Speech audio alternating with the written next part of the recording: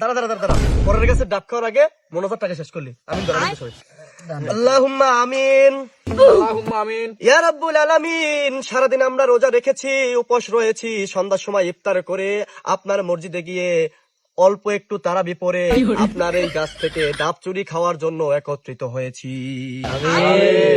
হে রব্বুল আলামিন, অনেকেই বলবে আমরা চোর, কিন্তু আমরা তো চোর না। কেন সেটা আমরা এখন প্রমাণ করে দিচ্ছি। এই দুনিয়ার মালিক কে? আল্লাহ। গোটা পৃথিবীর মালিক যদি আল্লাহ হয়, এই ডাব গাছের মালিক কে? আল্লাহ। হে মহান রব্বুল আলামিন, আমরা কারো গাছের ডাব খাই নাই, আমি আপনার গাছের ডাব খাইছি। আপনার কাছে শুকরিয়া তান আদায় করে সকলে বলি আলহামদুলিল্লাহ। আলহামদুলিল্লাহ।